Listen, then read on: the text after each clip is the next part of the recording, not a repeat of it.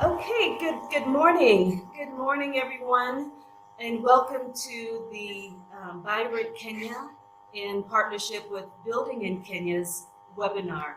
This is the second webinar in this year's series, Winning in a Pandemic. So thank you very much for being here. Welcome. I assure you that this conversation again will be of interest, will be valuable. And the fact that you're here says that you're looking for that which would make a difference in yourself, your performance as a real estate professional. And so my name is Robyn Emerson. I am the co-author of Building in Kenya, and my co-author is Emma Miloyo. And we are very thankful and for the opportunity to participate in these webinars with BuyRentKenya. So today's topic, we're looking at repurposing. What is this, the repurposing of real estate during a pandemic? There's a lot going on in a lot of fluctuation, changes. How are we being adaptive? How are we thinking about the real estate spaces and their uses, their repurposing? And today we have a great panel with us that will be looking at this and sharing their various perspectives on this topic. So let me go ahead and introduce the panel. And so we have with us Zahiba, Mawji, apologies for that, Zahiba. Please correct me if I'm saying that wrong. And Zahiba is with Pam Golding. And Zahiba is a property manager. She does property management with Pam Golding's property in the Kileleshwa area, Kilimani, Lavington, Hurlingham, and various other areas around Nairobi. Zahiba is passionate about real estate, and she has a wide experience in the property management, and she will be sharing with us her perspectives in this discussion. And we also have with us Prit Shah. Prit is with VAAL, and he's a sales professional, with background in management studies, and he's, has developed a high level of proficiency in the field of sales with over 10 years of experience. And so we are happy to have him here with us as head of sales, the sales division of VAAL, and we know that he has great insights and from the perspective that VAAL has, and so we're excited and looking forward to having his input with us today. And then we have Bharat with us, Bharat Kerai, who's with Purple Dot. He is the Associate Director of Projects and head of the Arc Construction Limited. And so we welcome Bharat to this panel. Now let me frame our discussion a little bit for us as we continue. I talked about the pandemic, how at the beginning of the pandemic last year, can you believe it, we're now into 15 months into a pandemic, living in a pandemic. And we were told to distance ourselves.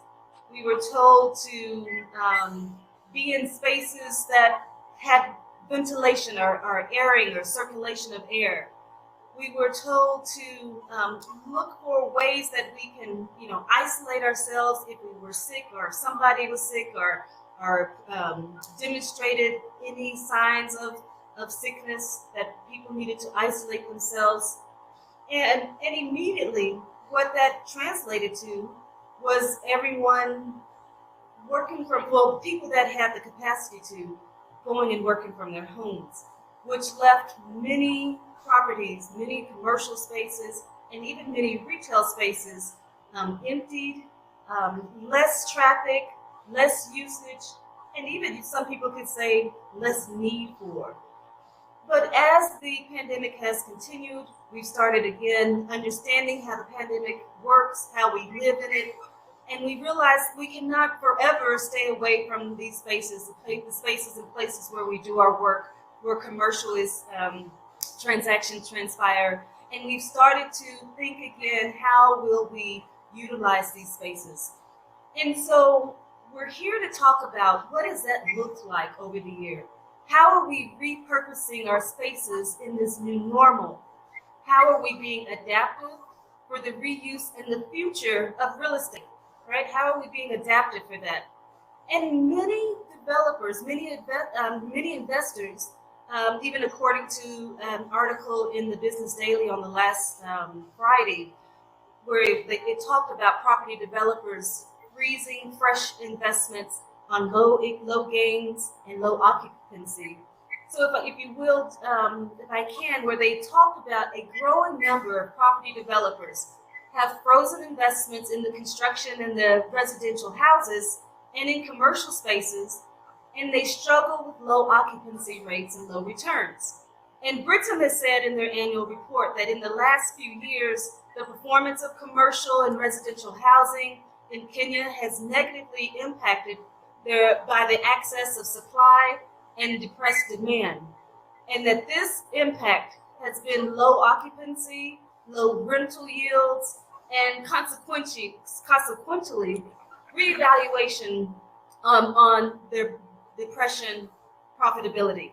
And so they said they put a halt on investing in property development and are turning their focus to property management services. Okay, so I just wanted to have that in the background of our discussion. But panelists, let me start with one question for each of you. Okay, one question.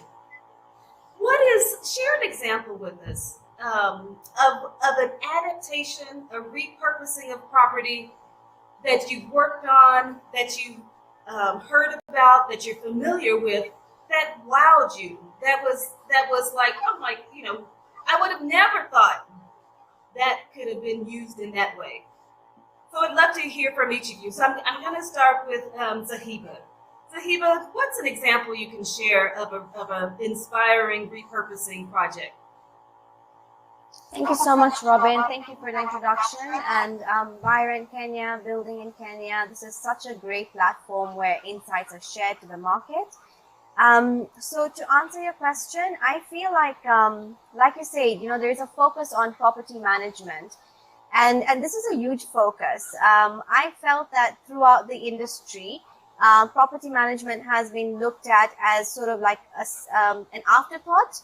But now more and more, investors and property developers are looking at how to strengthen their property market management strategies to try and deliver to their customers. So whether it's in residential or in commercial or in retail, it's about growing that experience and keeping up with the trends.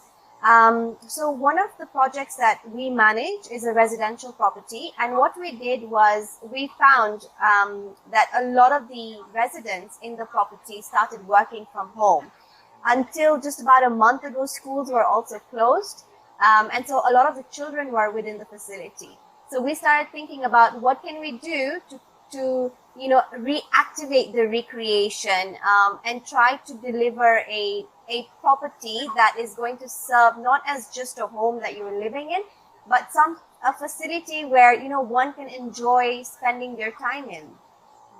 And so what we started looking at doing was upgrading the gym facility, for example. We already had the normal treadmills and we had the normal gym equipment. But then we started seeing a lot of the residents, looking out for trainers. So we started working with different trainers. We upgraded some of the equipment as well. At the same time, this property has a beautiful garden in its space. So that particular garden, it has gazebos. So we put in the furniture for people to actually sit and work from there if they don't want to work from home. And then we upgraded it to have a few more improvements, like we put in a goal for the kids. We put in some entertainment play units for the children as well. And this not only looked at, the recreational facility aspect, but it also looked at the safety aspect of the property. Instead of children, walking up and down the stairwells, running around, putting themselves in danger, here you now have a facility that you can adapt to for the children. And what that does is that when the parents are working from home, they sort of have peace of mind. Their children are outside, they're engaging with the neighbors' friends. It's a safe environment, but they, for themselves, they have peace of mind that they now can invest their time in the work that they're, sort of repurposing around. That's great. That's really great. Thank you. It's really great to hear. Let's see, Prit. What's an example of a project you're familiar with, of a repurposed project that you're inspired by? Thank you, Robyn. So I'd like to just start with saying it's a pleasure, it's an honor to be here. I'm really glad to have met you, and thank you as well to the BuyRentKenya team and my fellow panelists. So in terms of repurposing, we had a project in Riverside, which we built as VAAL. We started this project as 4 and 5 bedroom duplexes.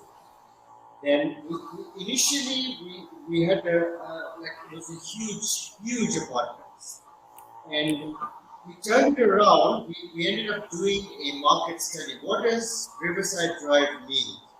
And this delayed us by a couple of months, and we actually found out that there was a lack of furnished and serviced apartments, specifically managed by a hotel, which wasn't on this road. And we actually redesigned this entire project. What we learned was that more people actually moving to furnished and serviced concepts rather than hotels. Because for a hotel, for example, you get a single room, whereas a furnished and serviced, you get the bedroom separate from the living room. If you're staying for 4 or more days, you have your own kitchen. Whereas in a hotel, the kind of food kind of gets repeated. So after doing an analysis, we changed it around. We turned it into 1 and 2 bedroom furnished and serviced. Quite spacious, about 1,000 square feet for a 1 bedroom. We've done the shell and we are 70% sold. So it was actually a magnificent turnaround.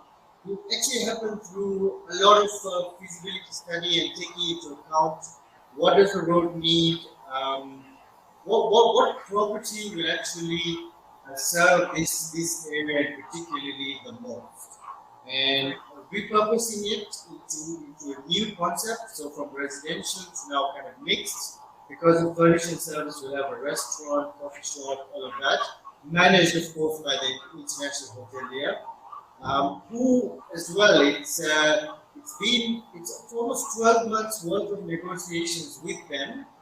So even that was a long process. So we managed to get all of that underway, and I believe we're building which is a project which will be one of the most successful on this road. Wonderful. Nice to hear about it. And maybe you can share with us the exact location, even both of them. It's nice to see in visual and people to be inspired, and maybe people, if they're in the area, they can go and see them and learn more about the projects that you both shared about. Bharat, what about yourself? What's a repurpose project or a project of adaptation recently that has inspired you, or left you like wow, and rethinking about how spaces can be used? All right. Thanks, Robyn. It's great to be here, especially sharing the stage with my fellow colleagues in the industry. So, from my experience, I have a different experience. As you rightly called, I work under an computer, which is a limited development company, and I also am an associate director at Apple, which was construction. So, I belong from two industries but related to each other. So basically what just to start with some words that I've worked with after this. So there's two projects that basically we worked on. One of them was Prit right. So they started initially as apartments rental and to sell. They started people from 1 bedroom, and then in the middle they found out that was the time starting to have different incomes for sales and rental pickup. So they again different kind of hotel chains who comes around and do that long stay service apartment where the tenants tend to do about housekeeping and there's a usual role that comes with owning an apartment and leasing an apartment. But you feel that it's a to do your own cooking and live the way you want to live. They also the apartment that I've been involved in is a similar item that we start out as normal apartment rental and hotels, and then because of the habit that the real estate market has been facing for the past 3 to 5 years. So they found an opportunity in furnishing all the apartments and then putting it on Airbnb as both Airbnb. So what that allows is now the possibility of using out the apartments in a month to even a year as a long-term option. So it's given them the possibility to give on that to the developers to get rental income from NGOs or various companies that usually don't have a fixed set of period for them to rent out. So that is not come around the 14% of the development. So currently we're almost 89% occupied. Even though the costs are not doing that well. Closer to home, unfortunately, Bharat, Bharat, do you have earplugs or something so that we can hear you more clearly? We're getting a fuzz. Sure. Okay, but yeah, if you can put those in, because I'm sure you want to make certain everybody can hear what you have to share.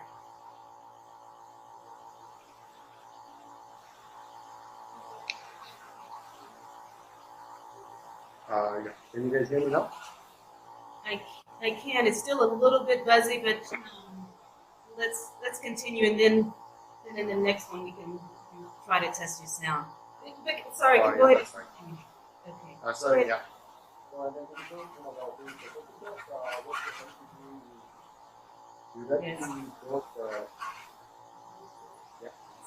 Yes, it's actually not very audible. just a minute. Okay. Maybe I can come back to you, Bharat, as Yeah. okay, great, thank you.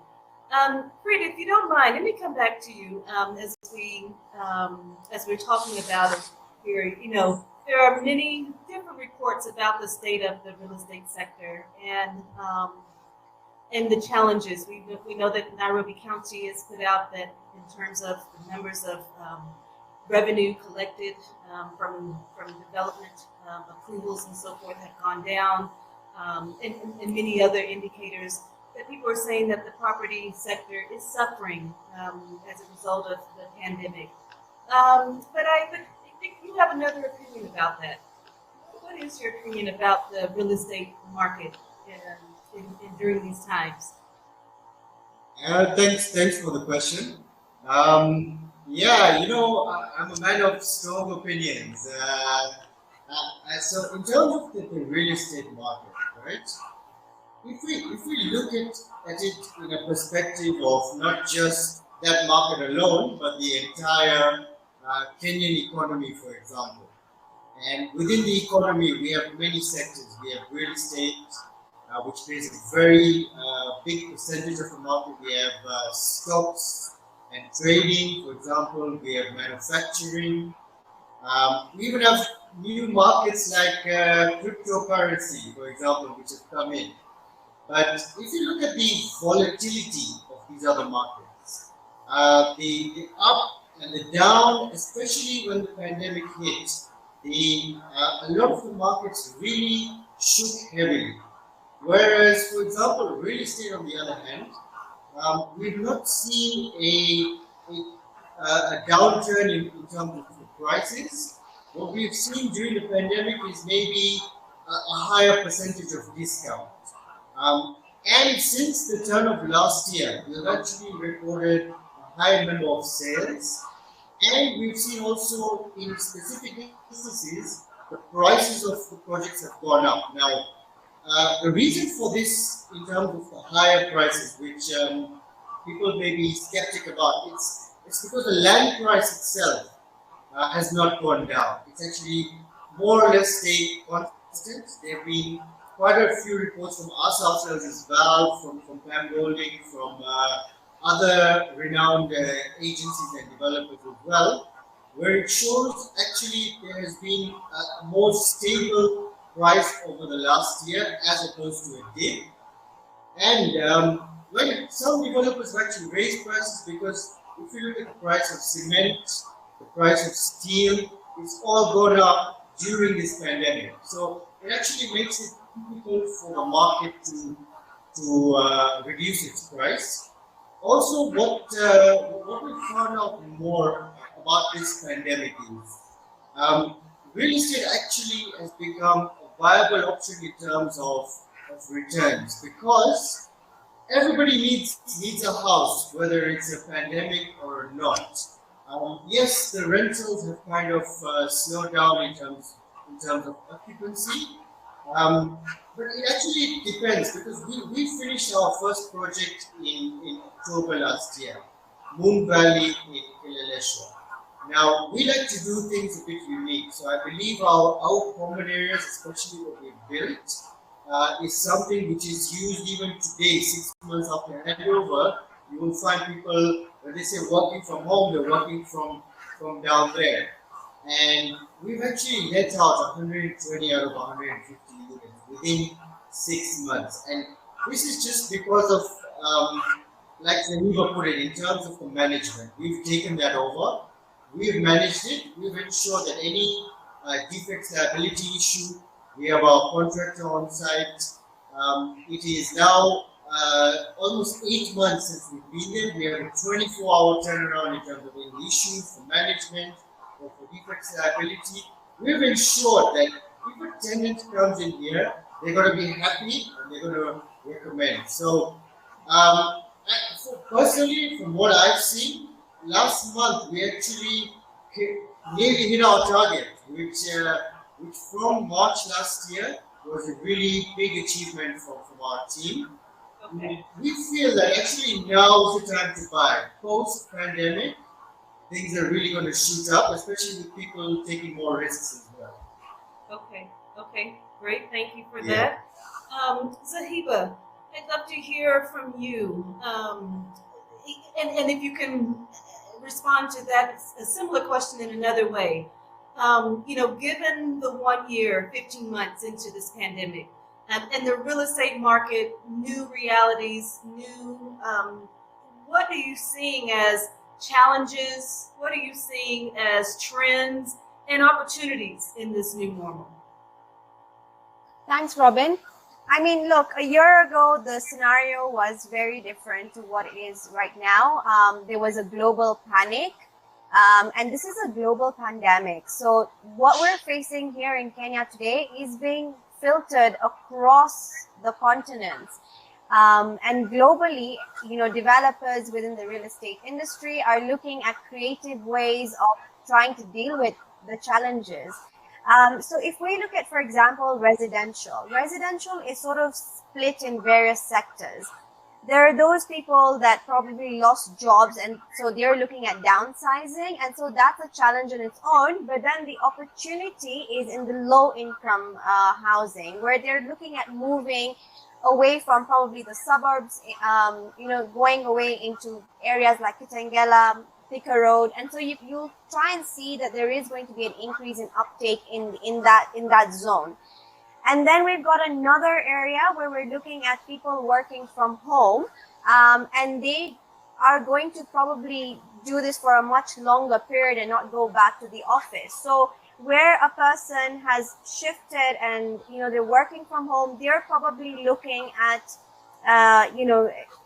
moving to larger spaces, better amenities. They're working around the co-working, cohabitation space, and so the opportunity there would be on now trying to get these people the houses that they're looking for with much more space. And then you've got the group of community that doesn't have their long-term status in Kenya, so they're probably here for a very short-term period. And so what they're probably looking at is housing themselves in like Prit mentioned, in service furnished facilities where they know they're not going to be there for a very long-term period, and it works for them. So I think it's just about understanding what those challenges are in the different sectors and providing the solution for them. I mean, real estate is an essential service. It is a need. Everybody needs a roof over their head. it's working around what the current challenges are and understanding those different, markets. And so what our agents normally do is that they know what's happening in their areas, because every agent within Pam Golding is sort of zoned within a location. And so they know what are the trends in that particular area. If I move on to commercial, for example, commercial saw a dip in occupancy. But do we know whether this is going to be a long-term? Is it just a short-term challenge we're facing? It could be, because at the end of the day, people have to go back to work. And so, offices, developers, occupiers are probably looking at ways of strategizing how they can make their workspaces more efficient for their staff. Simple things as, ventilation, screens, all that sort of forms in and say, okay, we probably need to go back to work. But at the same time, the commercial sector is also made up of warehousing. So if we look at warehousing right now and we look at the e-commerce industry, the e-commerce industry is currently estimated at a $1.5 billion industry. And so everywhere you see there is an online presence. Food can be delivered to you, gadgets can be delivered to you. And so what we're seeing, the trend right now, is that there's an opportunity within the warehousing facility, because these are businesses that need to grow, and these are businesses that are going to stay for a very long time. E-commerce is the trend, and it's going to stay. So we're seeing that increase. And so there is a challenge on one end, but on the other, there's opportunity for housing industrial occupiers. And then we go to hospitality. I mean, like Prit has mentioned, the hospitality sector faced an unprecedented challenge, but the local tourism is growing.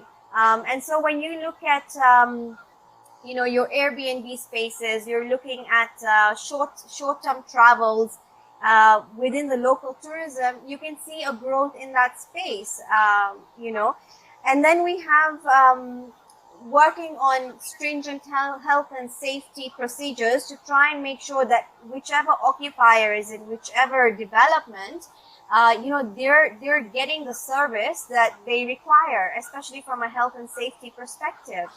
If I move on to, for example, the retail, essential services like your supermarkets, they're still moving on with business.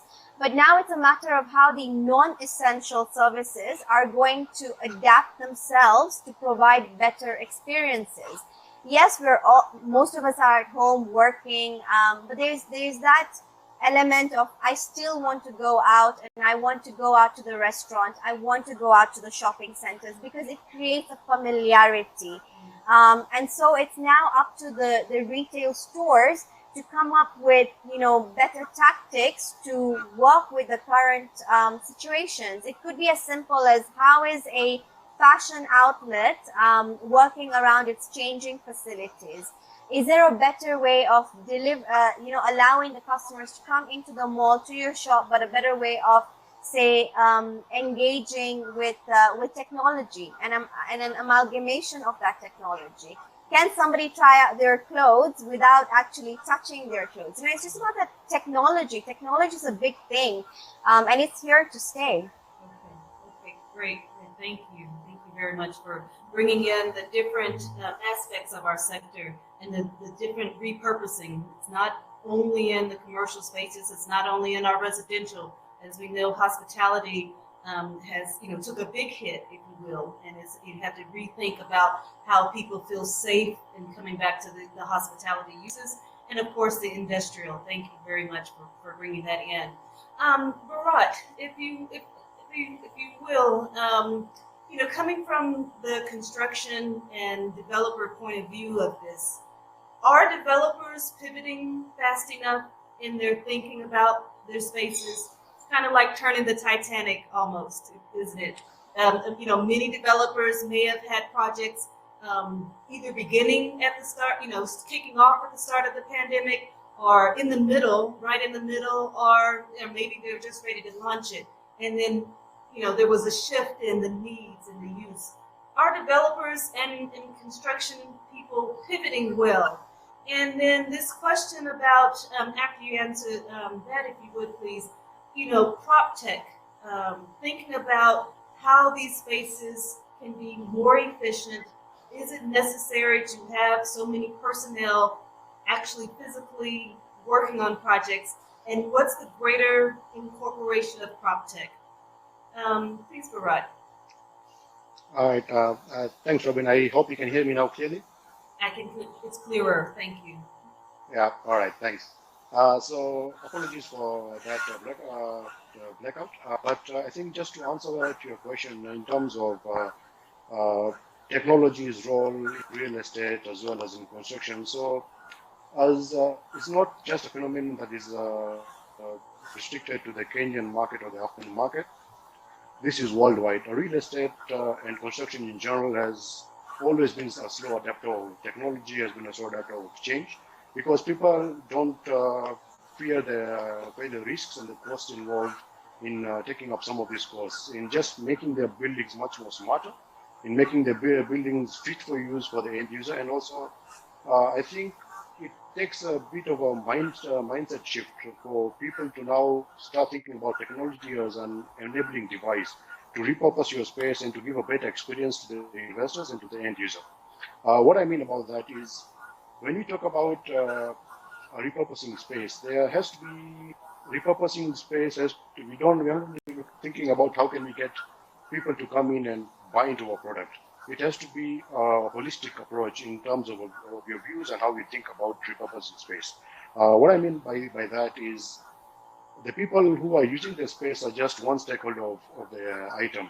You have so many other stakeholders around you. You have the society and the communities that are in the neighborhood of what you're doing. You have your government that is interested in what you're doing and how you're bettering the lifestyles of the people around you.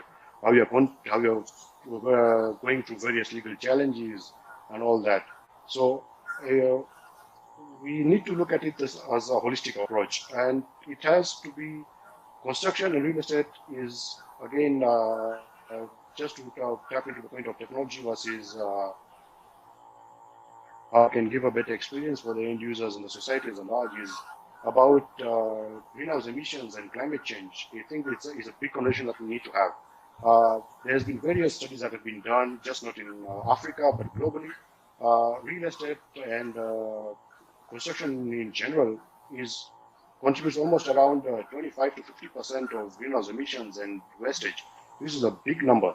So we're talking about how are we bringing all of that holistically. We're looking at it as a holistic approach and saying, at the end of the day, yes, you need to have people to buy into the spaces because that ensures returns for investors. It affects the bottom line. It affects what new developments are coming up in the market.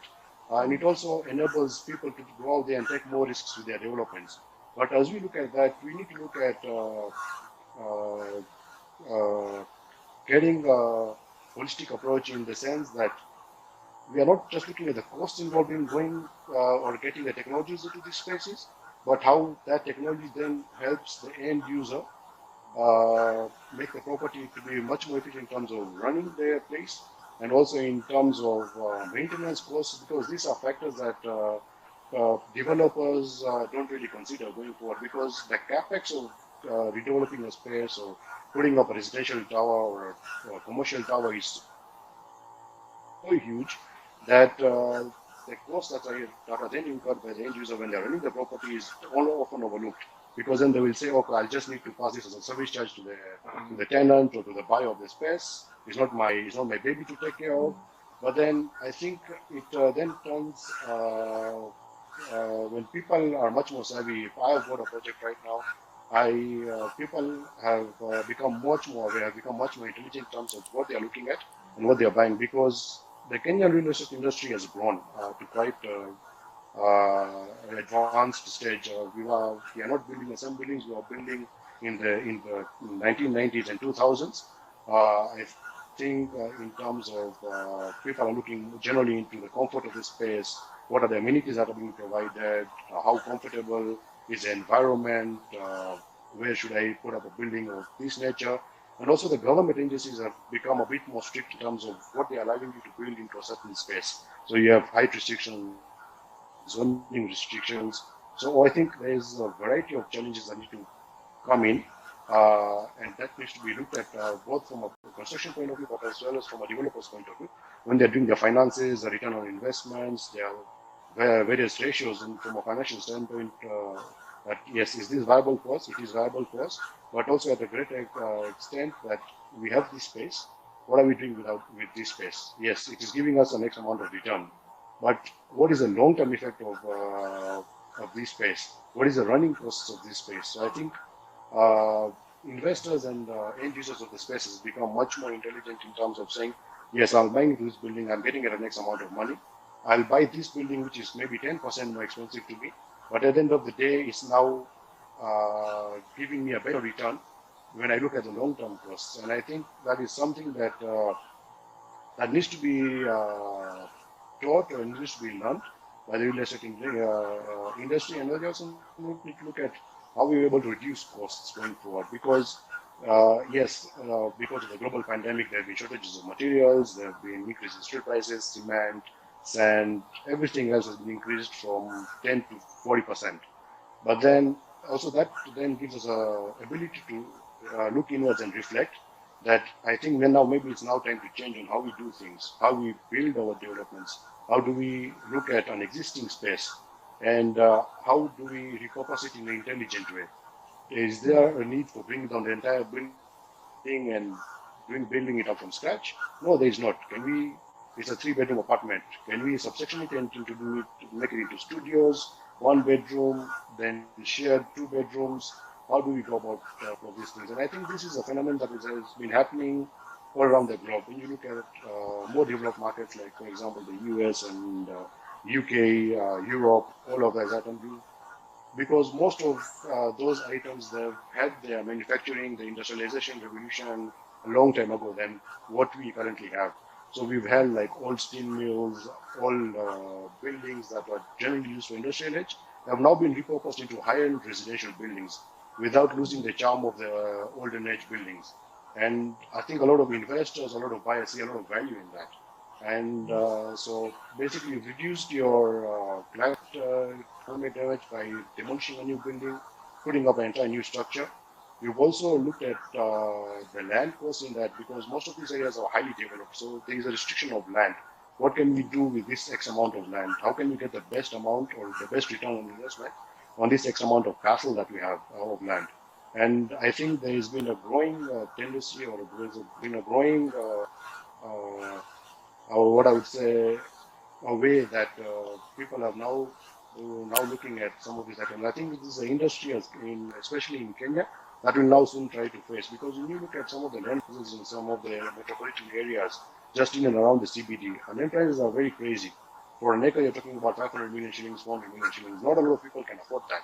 And if you're buying a parcel of land for that much amount of money, what is the units you need to put up, be it residential, commercial, or retail, for you to recoup that investment, for you to make financial sense to you at the end of the day? And I think that just adds to the burden of costs and infrastructure and all that. So I think we need to look at it, real estate development and repurposing as a smart way of getting your return on investments in a much quicker way, in a much more environmental friendly way, and at least let's have the use of technology as well that plays a bigger role into that, and let's try and see how smartly we can turn these buildings quickly. Wonderful. Yeah. Wonderful, great. Thank you, Bharat. You touched on many great points here. You know, this repurposing, if you will, and even this adaptation that we're talking about, it cannot be done, if you will, without regulatory changes. And so a lot of this does call for either it's a change of user, either it's zoning changes. How can this change what I'm currently using this property for, and I want to use it for another use? It calls for the government's involvement in that, and we know that that can be problematic in several ways. Their own inefficiencies in operating, the ease of doing business at that level, the amount of time that takes, zoning inefficiencies that are one thing that's on paper, and what's on the ground that's actually there in terms of zoning availability. So I think that this repurposing we kind of, it's a pull for all of these regulatory bodies to actually lead, if you will, for the repurposing, for them to actually create a ground for repurposing to be done in a wholesale manner across all the different counties. And then, as you talked about, this environmentally friendly way, I think repurposing is it's a breath of fresh air. That it's actually right now is that time for us to think about the repurposing in ways that are more sustainable, ways that properties are more, comprehensively utilized, ways that we have new amenities, ways that they are more efficient as buildings. We have that opportunity to now either go back or even put that in. Prit, I wanted to get a sense from you. What are you seeing from people that are long-term property owners, if you will? And I'm seeing this quite often, just in terms of people that have apartments or apartment blocks, and will find some of the apartments in there are commercial. And how is that being accepted in terms of I bought my apartment. I thought I was going to be living in a serene place, and then next door to me, I find somebody's running a nail salon, and their their smells are now commingling with my curry, if you will. What are people thinking about?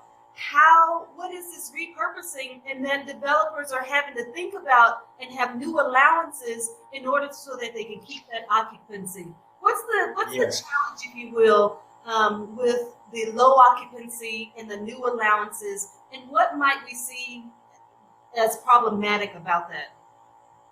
Okay, so it's actually been quite of a challenge, especially. I mean, we as well, we finished our first project October last year. I mean, in terms of the commercial aspect, a lot of businesses have opted, because of the online way of doing business, the need for smaller space, especially in terms of commercial, they've now opted to move into residential blocks, right? This is more so which has happened over the last year or so. Personally, for me as in VAAL, right, we actually believe that if we are going to change the user and allow commercial, it should only be for the benefit of the entire population within that building. It is difficult to control this, especially but you have to have a strong foundation in terms of management. So, for example, we don't allow any commercial use. What we did alternatively was we realized that actually a lot of people coming in wanted to start this kind of thing. So, we have a ground floor space in Moon Valley. We were actually going to put some apartments there, but we decided to turn a bit of it into a coffee shop, a bit of it into a small office where you could actually do the nail salon, or you could have a mini market just for the residences. And we believe those are going to be taken up quite swiftly because we've just finalized on those changes. So this is how we have adapted in terms of getting this kind of commercial mix into the residential, and this only happened within basically post of the pandemic beginning. It is becoming more and more of an issue in residential developments to have commercial going by. What I can say is more developers and management companies are adapting to this. What they're allowing now would be more professional offices where there is less in and out. Although we do see a lot of tenants, they even come in, sign residential, and the next thing you know, you have a commercial coming and they're starting their own small business. We can look at this in two ways. One is that kind, which we don't really entertain as much. There is another kind of business which is formed up in the pandemic, and it is actually kind of repurposing our market. So, for example, we've had people come in they rent out a unit, let's say it's 55,000 or one bedroom, then they will put it on Airbnb. This is the tenant themselves. And the tenant will then get 90,000 over Airbnb, renting it daily or weekly. And this is actually a new business which has actually come up. It is a commercial business. We actually saw this coming up around November last year. What we have done as well now to counter, with Airbnb you have a lot of in and out. And when you want to make a really high-end property, you need to control the number of people or who it is that's coming in your property. So we've added like fingerprint systems to ensure that if you're coming into the property, even if it's Airbnb, we know who you are, and as long as you're not coming to do anything negative, it's okay. So looking at that in terms of the commercial aspect, that has really worked very well. And the Airbnb market, even though there are less foreigners, with the local market as well has also kicked off during this pandemic, and it's working as a kind of a business / residential model. And of course, we are seeing the other aspect where there are other people doing commercials. We tend not to mix that. We would rather that if you're doing a commercial, go do it in the downstairs space where you're allocated, you have your own entrance, you have your own parking as well allocated to that. So that we give our residents the most prime living way. And then, even in the common areas, which I believe everybody in Kenya needs to come and see what we've done in Boom Valley, you will see that you don't need that extra kind of people coming in there. The residents really enjoy living in there, so we intend to leave it like that. Yeah. So I hope this has kind of answered your question. Okay, great. Thank you for that. Zahiba, as we can hear the new the dynamics about our sector, if you will, and what it takes to have all of these different thoughts and considerations about our business and conducting our business, and now advising property owners and developers on how can they have their return for their investments be as high as possible. What would you say, Zahiba, are there new skills that real estate professionals need to have? Are there new tactics, new strategies that people need to be thinking about in this new normal of our sector? What would you advise? So, look, the real estate industry is made up of various departments. You can see the changing laws that are currently occurring. You've got the new lands website. Even with the Airbnb, I read an article where the government is looking at regularizing the Airbnb sector as well. And so if you look at all these aspects, they all require new sort of thought, looking at what has been happening, what is not working, and what should be the way forward.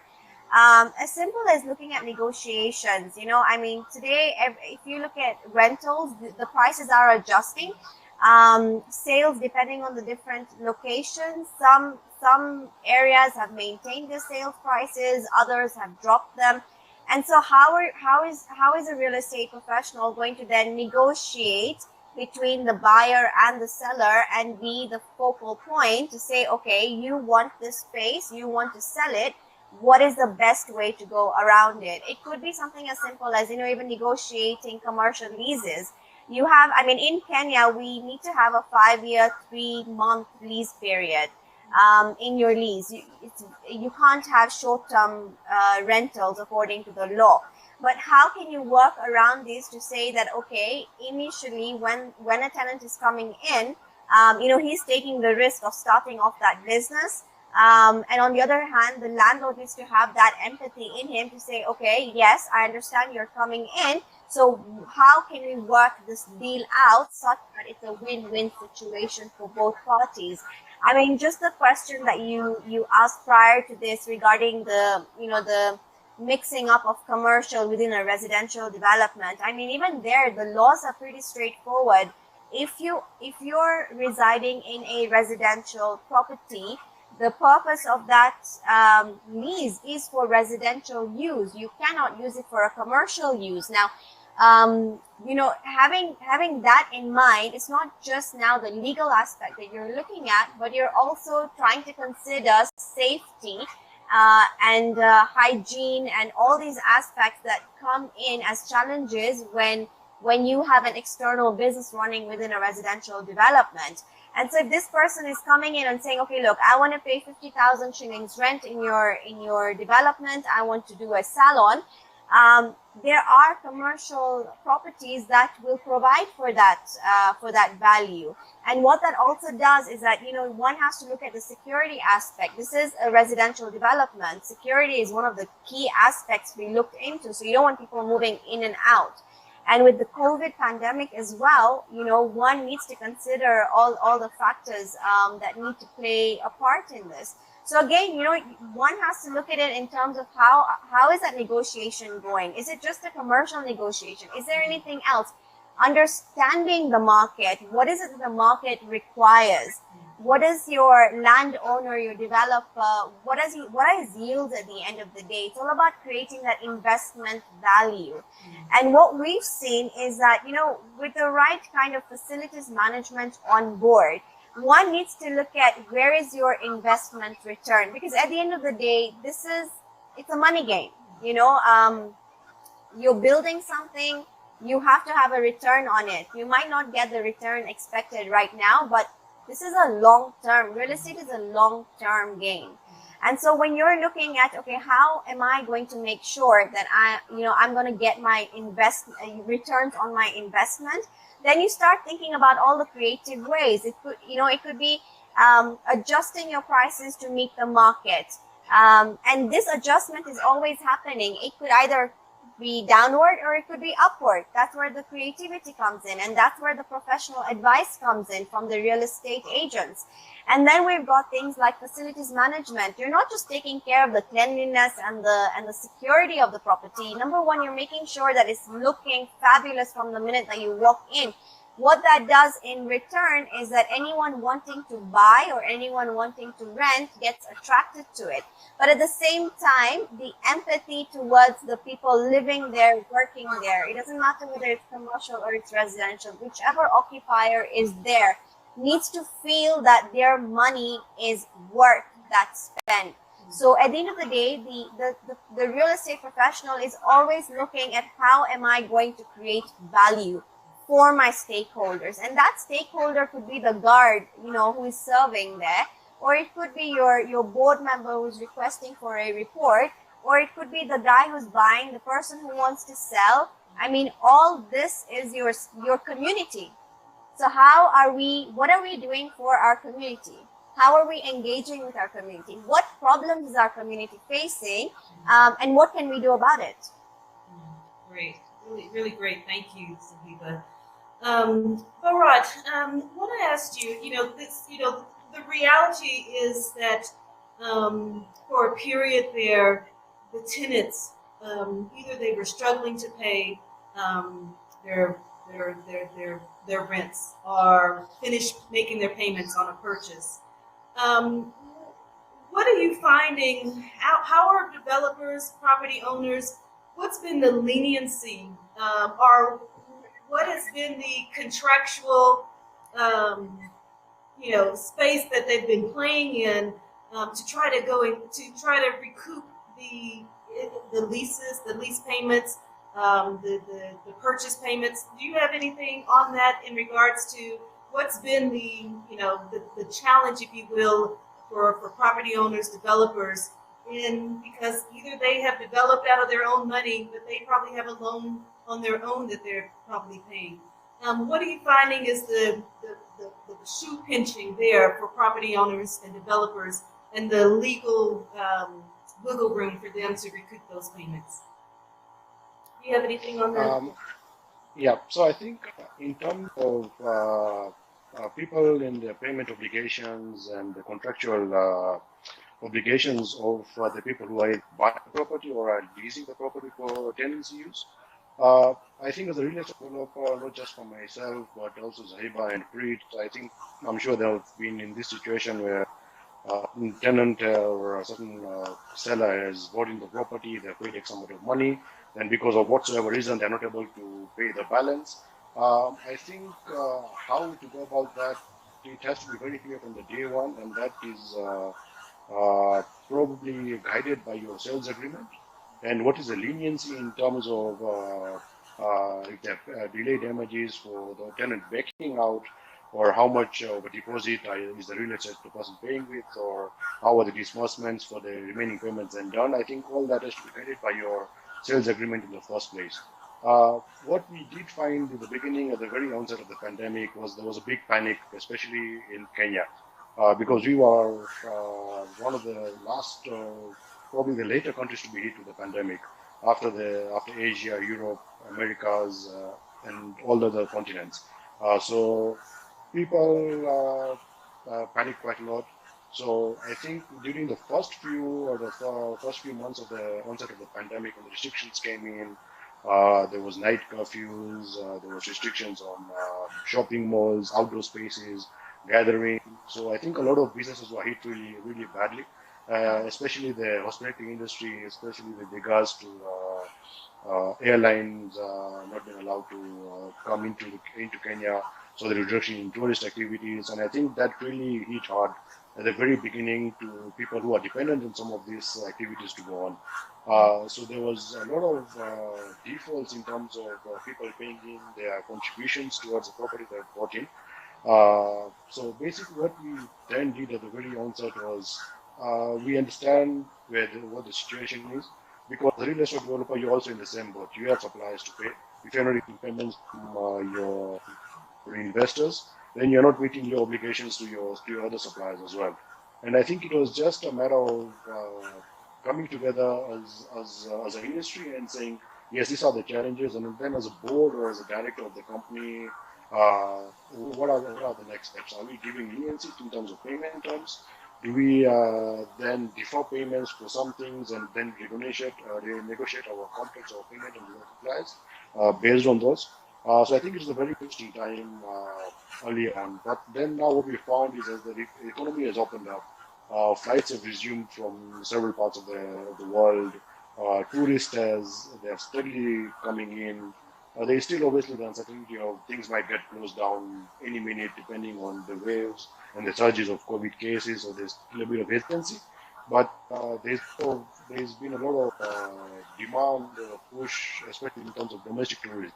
And I think that has kind of helped push the tourism industry open up bit by bit. So what we are now finding out is the leniency that was there uh, is not there anymore. So what we find that yes, when at the beginning of the COVID onset, people are more lenient in terms of payment terms. They were able to then move the debts to a bit of plus or minus in terms of payment periods. We were giving our investors some opportunity as well. I think then what we need to also be careful as an industry is people taking undue advantage of the COVID situation.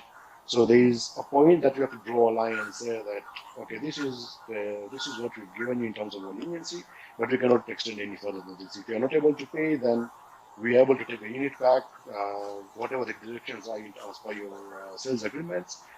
This will be it, and then we will give you back any excess money that you have in this many installments or in this many payment terms.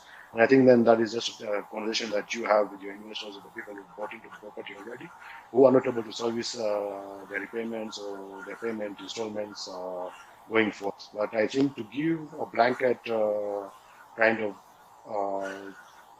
what we say a fail safe in the sense that okay, there's a COVID period, you can pay us when you want, but I think then again that's not smart business.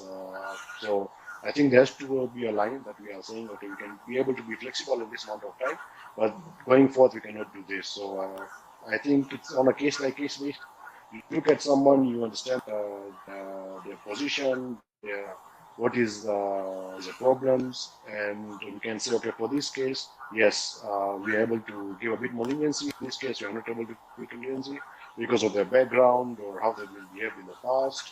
So I think a lot of it depends on a case by case basis, but also we cannot just have a blanket kind of flexibility and say that okay, yes, there's a pandemic, so people will pay when they want to pay. I think then people start taking undue advantage as well.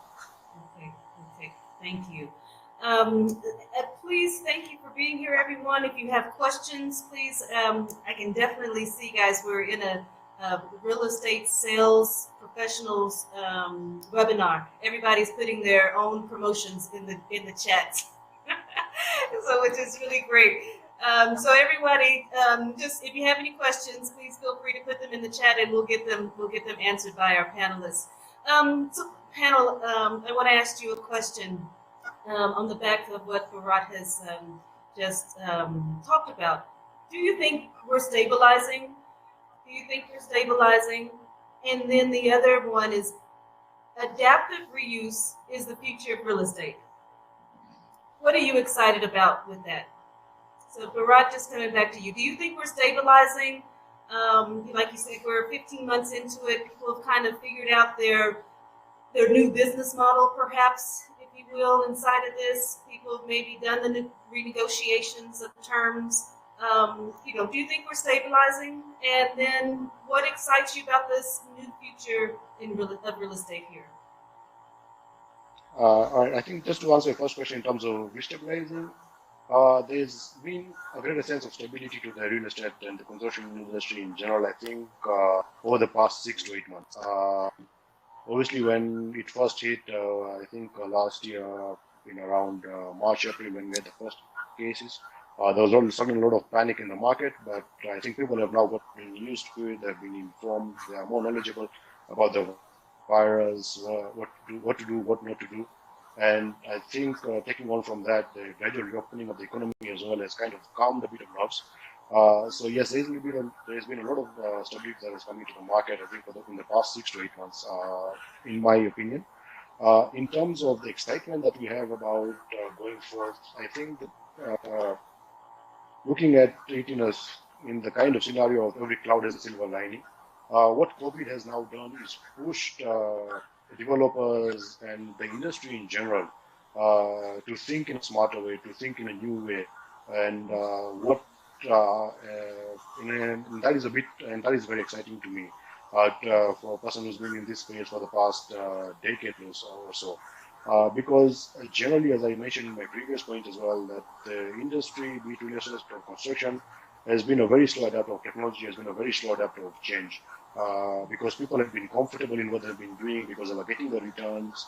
The Kenyan economy was in a boom in the mid 2000s, and so there was a kind of reluctancy or a kind of hesitancy to adopt new ways of doing things, new ways of readapting space, and just giving products to market that they feel people will buy. Now, what people have done is they've taken a step back and say, "No, guys, hold on, this cannot continue." So people have been spending a lot more into research and development. People have been spending a lot more into gathering as much data as they can and using that data to make informed decisions in terms of what are they able to provide to the market. And just to back onto that point is the development that we are currently doing, which is Purple Tower and Mombasa Road. So currently that space was done in the late 1990s, early 1990s. And at that time, the real estate market in Nairobi was, so it was a showroom at the front, and then it was a large empty space, kind of a yard for servicing of the motor vehicles and all that. And currently, in the current real estate market, to repurpose that space as is, it becomes a bit difficult. So then we look at it a case by case basis. Okay, we cannot reuse the building or the space as is. What can we do? So the only option is now how do we smartly demolish the space and make use of the land use or the land ratio to give the people of the community or the surrounding area what they are lacking. So when you look at Mombasa Road all the way from your Bumela Road roundabout all the way to Samir Park and beyond past the airport, there is no good quality grade A premium office spaces along that space. And I think that being a major industrial zone, there's a lot of freight companies are along that area, there's a lot of industries are along that area. who are now lacking space to expand, and land has become very expensive in those places. So for you to buy a land for 200, 300 million shillings and you're putting up a two-story building, it doesn't make financial sense. So what we found is, are we able to provide all this catchment area? Are we able to provide something that is a very international grade A quality office space with smart building features, which is not harmful to the environment. So it's been built to green standards and certification with very low pricing, so that early investors are able to buy in and then reap the rewards of capital gains and appreciation going forth, not just appreciation in terms of renting out the space to potential tenants and getting rental yield, but also if I bought a space for around 8,000 or 10,000 shillings a square feet at this moment, and then maybe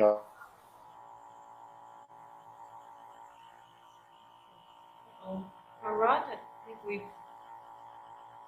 think we've lost connection to Bharat. yeah. Okay. Right. Go ahead and finish. Okay, I think we've lost him. Zahiba, I'll come to you. Would you say we're stabilizing?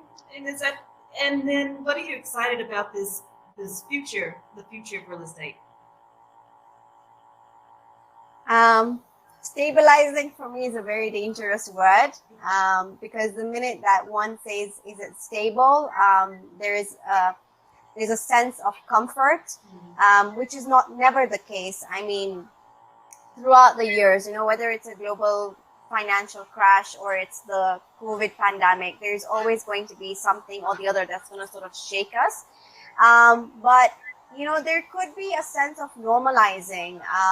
If we look at what properties were being sold at about 10, 15 years ago, those are not the same type of sales prices that there are today. And it could have been at that time, there was a balance between demand and supply.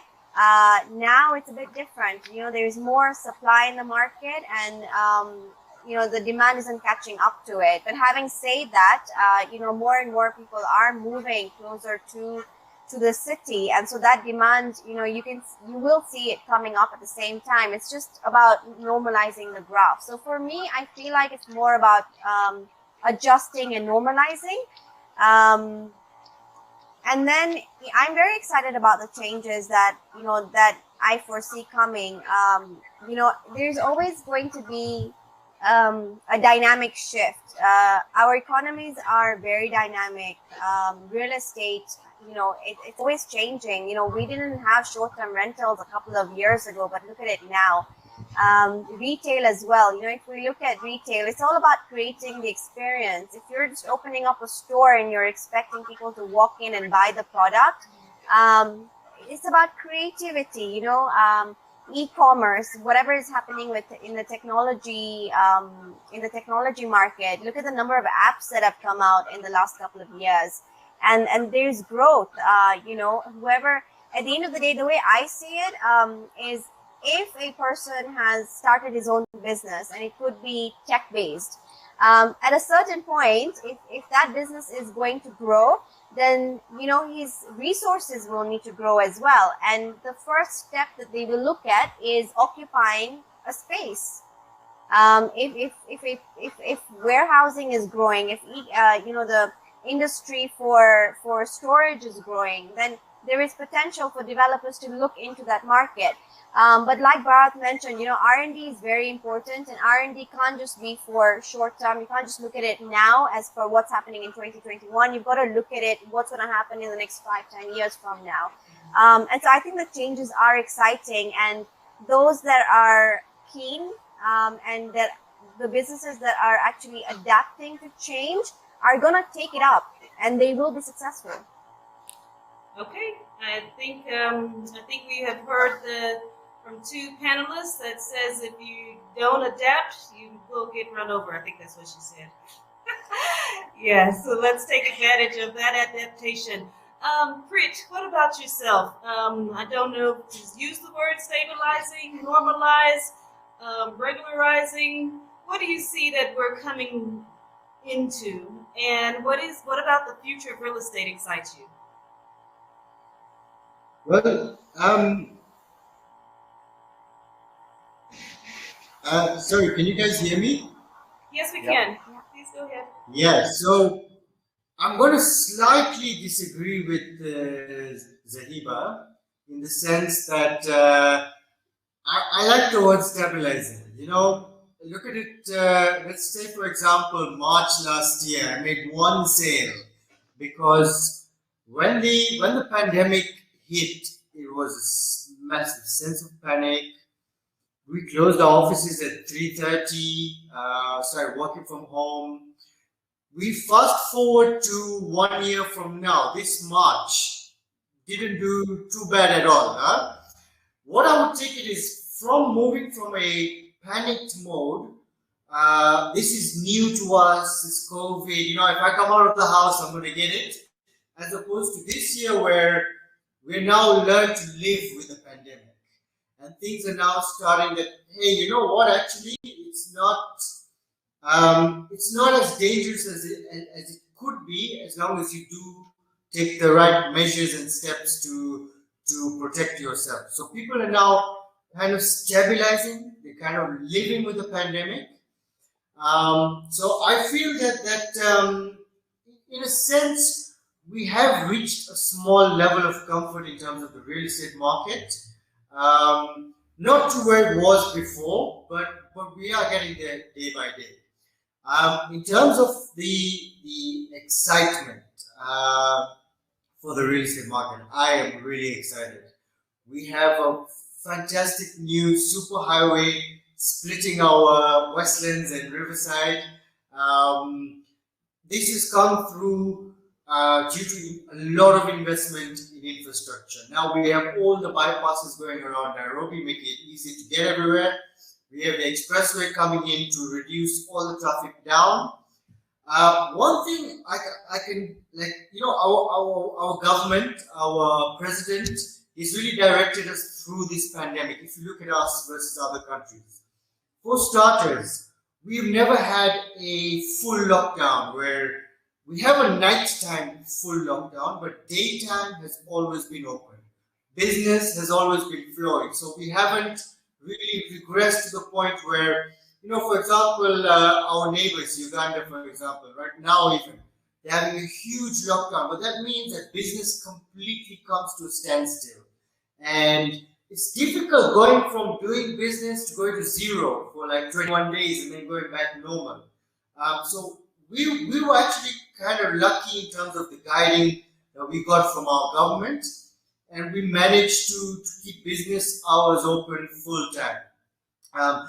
Bar a few industries like entertainment, like the nightclubs and maybe restaurants to an extent.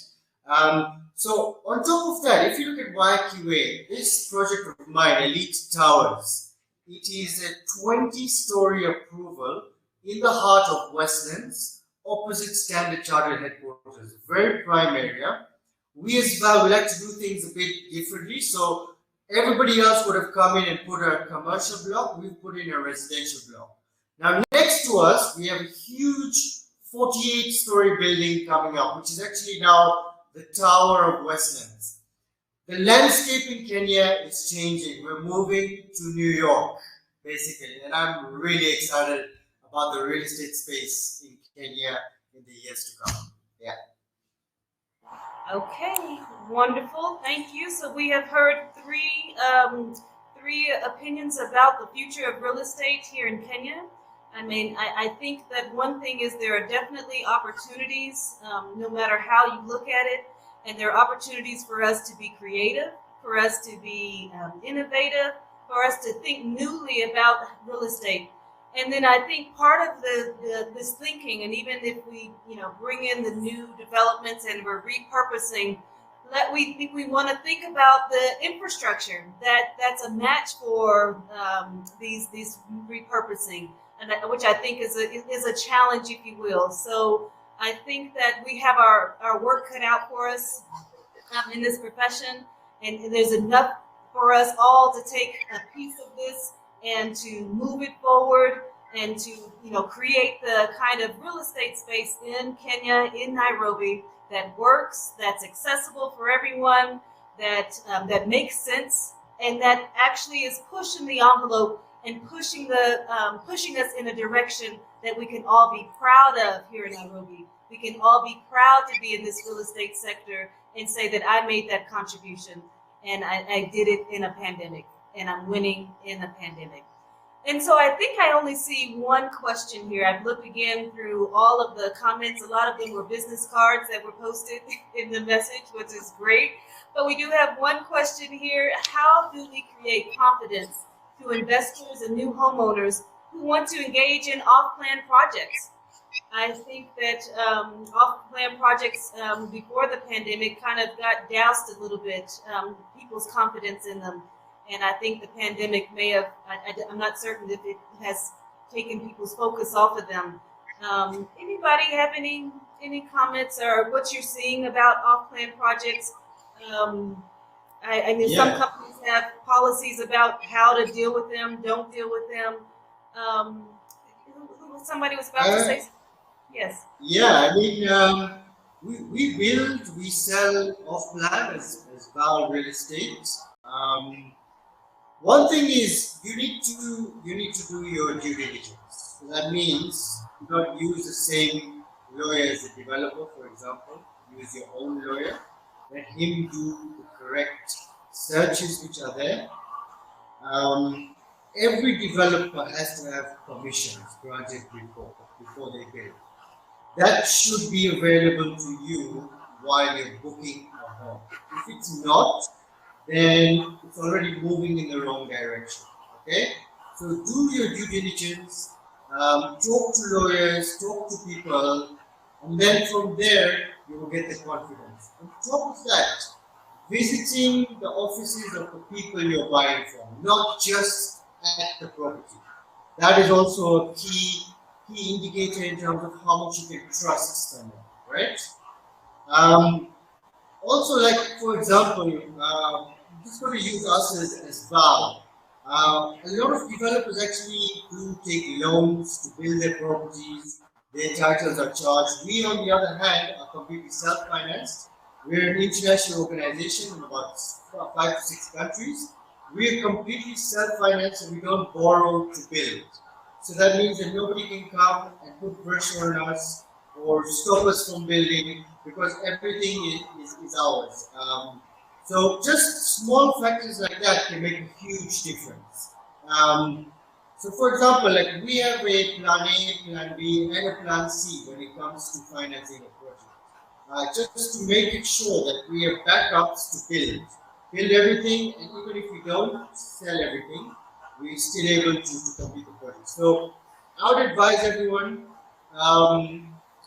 don't just make sure you stick to a trusted developer, somebody who is got a track record. Also, hire your own lawyer, do comprehensive due diligence. Don't be afraid to ask for documents. Ask for everything because to some people, this is their life savings, right? If they lose it, they're like starting from zero again. And we have had a lot of cases last year where people are now stuck. So do your due diligence and meet the people who are selling to you, not just at the property. Come to the offices, gather your trust. Make sure you build your own trust in them. Do your research as well. Yeah, that's my take on it. Okay. Anyone else? I think, just to add on to what Prit has said, the trust, I think, for real estate developers, generally for people buying it off plan, has been relatively low in this country. And that is attributable to a lot of companies who've been in this industry for a very long time and they have gone bust, they've gone bankrupt, people have lost a lot of money in them. And we are not talking about small time developers, we are talking about big players in the market.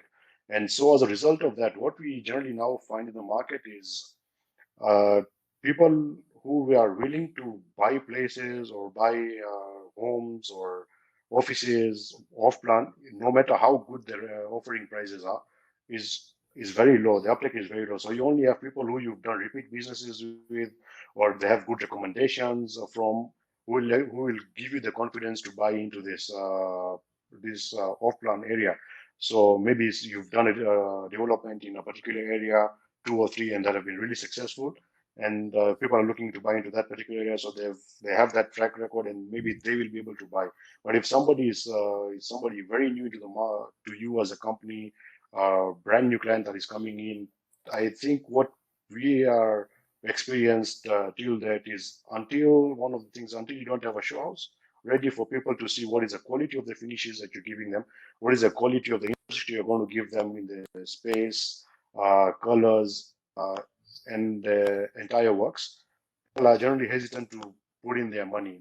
Even if you tell them that once the shows will be done, the prices will increase by X amount of money, to them it doesn't matter, because they are willing to pay that extra 500,000 or 1 million shillings for them to have that confidence into them that, yes, I'm buying into this property and this is what I'm getting. Because we've also had a lot of developers, they've promised good things. Their trees look very amazing, like you're in some high-end resort or a five-star hotel. And then when it comes to the actual unit or the actual piece that the end user is taking the keys to, is very substandard. So I think there's because of those factors, the confidence in people buying off plan is very, very minimal. And I think, in just adding to what Prit said, is doing your due diligence, looking at the track record of the suppliers, checking whether the land is booked under by the bank, or is it by the developer themselves before they start the project. I think those are very key factors. So at least when it comes to taking the keys or getting the paperwork or the sales certificate, or what you have it at the end of the day, once you get your keys, you are still not being told by the developers that, oh no, we cannot give you this because of this and this. Then there's multiple reasons, and then you find that the bank has repossessed the property. And this has happened to, as I said previously, to reputable developers in the market who've been in the game for a very long time. But just because of mismanagement or various other factors, maybe they've not been successful, or they've gone under.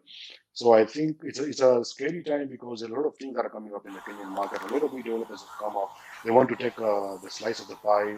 They want to be in this market because of the returns they are seeing. But it's not a very rosy industry once you come into it, and then you see what is actually happened. The amount of work you need to put in, the amount of difficulties you face, not just as a developer, but as a buyer as well. So I think, based on those points and what Peter said, is just making sure that the people you are working with, or the people that you're buying into, are genuine people. They have all the documentation in order, the land is on their name, you have the shows ready. Uh, just ask questions that or you feel, look to other people who've bought spare things before, your friends, maybe your family. They have gone through this journey. Get guidance from them. What should I look for when I'm buying my own property? What questions should I ask the developer to make sure that where I'm putting my money is worth, whether it's genuine or not? Okay, okay, great. Zahiba, it's there's what's Pam Golding's maybe policies or advice on off plan purchasing? I mean, the way I view it, it's the appetite for risk, isn't it? When one is purchasing, off plan, they're probably getting the sales prices lower than what they would normally after the property is already constructed. But from, what I'm hearing here is that there seems to be a lack of transparency in the industry, whether it's from the developers' end or the suppliers' end. And also, I mean, the generality of the process of the construction, the laws are quite clear. We've got building codes that we need to follow. We've got construction codes that we need to follow. But are they being followed? And who's really going to check on these? I mean, as a buyer, you wouldn't really expect a buyer to go into technicalities of saying, is your contractor following the building code, for example? So it really then depends on how transparent and honest the developer is at the end of the day. I mean, we've worked with developers who are quite consistent with their developments, and they do end up selling at off plan. From a Pam Golding Properties perspective, we try and avoid taking up any off plan developments.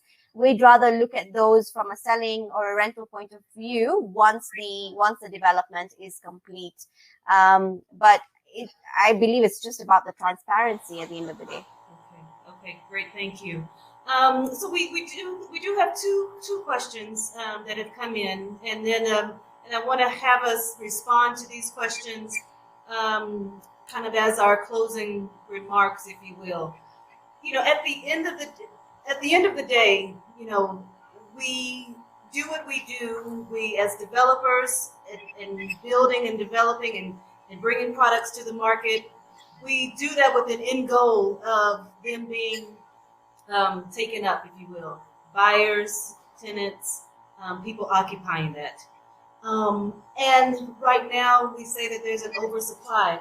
I worked with one developer that sticks out for me. It was right before, right at the edge when I could see that we were going down on prices, and they were starting to be, that return was not going to be as high as people romanticized about before. But the developer was stuck on, I have to get this much return.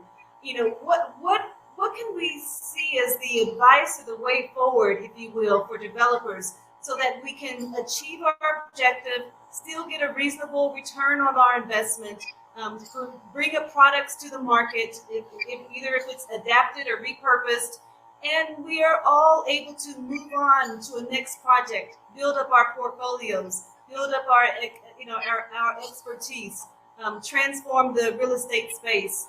And so I just want you to respond to that. And then somebody's asking about, regulations. Are there, do we need more regulations? Do we have enough regulations? Are they being followed or not followed? And so if I can ask you to answer either of those questions and also add any closing remarks that you may have. So I'm going to do another round, and again, starting with Bharat, please. Okay, I think just to answer the issue of the regulations, I think within the construction industry there has been already set of guidelines in terms of documentation that you need to go through for you to get approvals before you can even go and put a tractor on your to do any kind of demolitions or earthworks or anything else. So that documentation I think is very important in terms of following the necessitated, the structured ways of going through approval process, submitting your drawings to council, having them approved, getting the NEMA approvals, and then getting the NCA approvals done for your project. And then the necessary construction works can then begin. So I think for any development that you're going to or buying into, at least I think one of the things that we need to look at as a developer or the contractor or the developer has chosen is, has he gone through all that process? Does he have the relevant paperwork before he started any constructions? Is this project at a risk of closing down midway? I think in addition to that, there's also been projects that have been done along rivers or piece of land. I think we also need to have a look at in terms of does the project or the developer have necessary WAMA approvals for them to be building, or have the setbacks been adhered to as per WAMA guidelines? Is the land that the project is built on, does it belong to the government, Kenya Railways? Has the Dungu report been done for forestries and all of that? So I think this ties then into the points that Prit mentioned in terms of doing a due diligence beforehand about the land or the project that you're buying into. And there are necessary guidelines. All these have been clearly been set out as per the various ministries or organizations that are in charge of getting the approvals. I think what there is a lack of information or understanding that these things are required by developers, and as investors who are first-time investors who are buying they are buying their first home, for example. I think people are not aware that you need to follow all this paperwork, and the developer needs to have the ABCs in place before they're even able to begin any construction on site. So I think it's just a matter of informing the general public about the necessary transactions. What do you need to do from the minute that you have a thought in the mind that, yes, I need to buy a house. Uh, I've chosen, let's say I want to buy a house in Purple Dot. What do I need to make sure that my investment with Purple Dot is safe? Does the developer have this? Does he have this? Is his offices genuine? Is the developer genuine? Is the construction is doing, is it genuine? So I think in terms of regulations, we do have laid down regulations or guidelines in terms of how the transactions should go through. But I think it's just a matter of education and just getting it out there to the people in the market that you guys need to do this and this, and you need to ask these questions to the developers, the right kind of questions. That said, even though there are regulations, there is necessary paperwork in place. We find, unfortunately, some of the regulations are very loose or they're easily flouted without any repercussions. And even if people are being taken to court, we find that that is a very laborious or a drawn out affair for which a normal Monaichi cannot be able to go through it because one, it takes a lot of money, it takes a lot of time, it takes a lot of patience, and people who are buying those properties, for example, if I'm buying a property worth 5 million shillings, 7 million shillings, that is my hard-earned money, that is my savings, and I'm pouring into this property. Do I have that? First of all, there's whatsoever reason the project has stalled, the developer has gone bankrupt. How do I recoup my money? I need to go through lawyers. I need to go through the necessary court cases, filings, attendance to those hearings. So even what we have is, even though the developer is in fault, we find that the common Monaichi is the one who suffers mostly.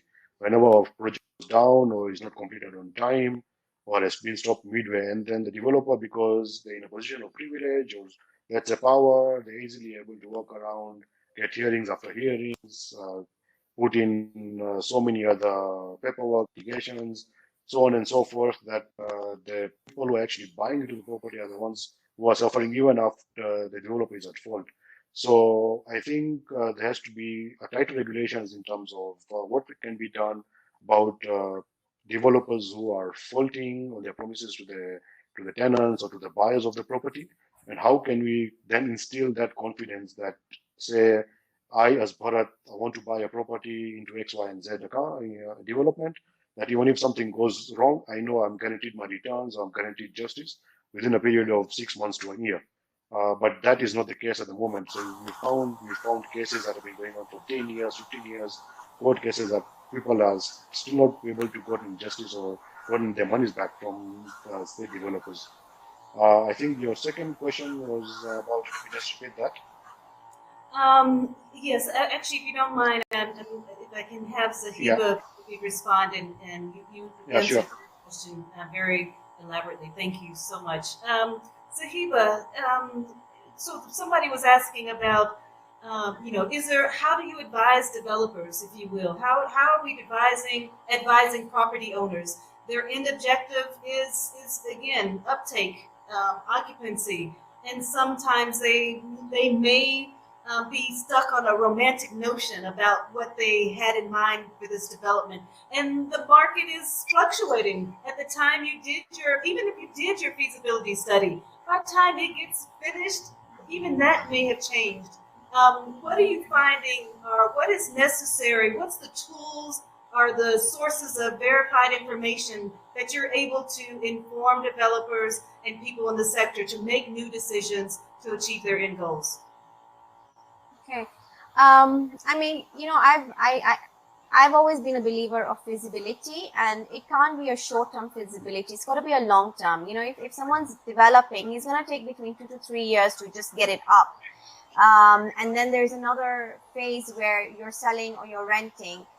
So when one is looking at, the feasibility aspect of it, look at it from a 10-year. What is it going to look like at that point? And this is where, you know, your investment, your value for your investment into the research really falls into place, because you might say that you might feel that the research aspect is quite expensive initially, but it's being absorbed into the cost of the real estate development anyways. And if you look at that cost versus what it's going to take you to actually build, it's minute. And then secondly, you know, have realistic goals and realistic visions. I mean, work with your zoning or areas, work with what is planned. If your zoning area can only allow 10 floors, don't go beyond that, because that's already a risk taker right there. You know, negotiations. Negotiations is not just about dropping pricing with your suppliers, but trying to find ways of longer payment terms. And at the end of the day, you know, if you are going to build a property that is going to be popular with relation to how it's being built, I believe the uptake is going to be there. Compromising is one of the areas where developers sort of get it wrong, because they compromise on the material, they compromise on the structure. You know, a year, 2 years later, we start looking at waterproofing issues, and the property is still in the phase of being sold. And so that in its own self, there's like a self-inflicted risk where you're risking your reputation as a developer. And then you end up not selling, you don't get your yields. And so there's so many factors that play a part. You know, you want to be honest, you want to be an honest developer that is putting it out there for a vision. A lot of the developers wouldn't just build one property and stop there. You'll see them building multiple over a period of time. And that is very exciting to see, because that means that there is sustenance within that business. So we're looking at it from a financial aspect where, you know, proper feasibilities are done. Land is being bought at the right price. You know, there's no compromise with the material that is being used. And eventually that yield has to be a realistic yield. You can't be going for 100% when the yield is 6%. You know, there's got to be a factor of reality there as well. Does that answer your question? It does. Thank you very much. Really great. I love that. A factor of reality. I love that. Okay, let's see, Prit. Either of these questions or anything you'd like to close with us today? Yeah. Mm-hmm. So you mentioned something about oversupply, right? A lot of people feel there is an oversupply in the market. I would tend to go in a different view from that. So I believe, yes, there is 80% of the developers, 80% there is an oversupply of non-quality homes, whereas 20% there is an undersupply of quality homes. And just to put you in perspective, quality and non-quality, right? We're looking at the difference between, let's say, a Rolls-Royce and a Toyota, right? We have a lot of developers who are undercutting, and you know, the same developer will promise you this rental return, but because they have undercut in the quality of their finishes, let's say they promised you a tile from here and then they've got a much less quality tile from elsewhere. A lot of people, even now, they're not providing, let's say, I mean, I've talked to a few people, they're saying, we don't want to give a pool because no one uses it. In my opinion, a pool is necessary. Whichever apartment block you're going to, you will have 50% who want the pool and 50 who don't, right? So right now, it is a matter of going to a developer who's going to give you everything. You know, you're buying this home, most people, as a one-time real estate investment. You want everything in the home. You want, I mean, if you've paid market price and above, you want everything to be there in terms of excellent quality.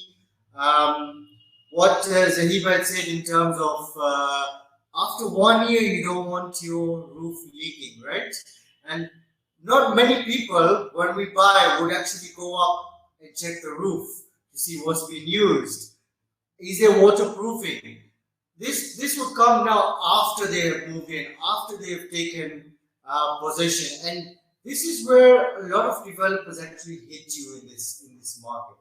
And actually, it answers your question of, okay, now we promised this much, but we're now only going to get this much. I would suggest just go to people who are giving you quality homes. I know some price may be a big factor, but I would rather pick quality property, quality home. Every one of you, Bharat, thank you very much. Thank you, Zahiba. Thank you, Prit. It's been a great discussion, and we look forward to more of this. This feeds into BuyRentKenya's commitment to being an informative space for people to make the best business decisions regarding the real estate, and then Building in Kenya, the only book in Kenya that outlines everything you guys said. So I don't know if you guys have read our book and you just have copy pasted it and downloaded it in your brain, but everything you said is right there in that book. Our goal is to make real estate development easy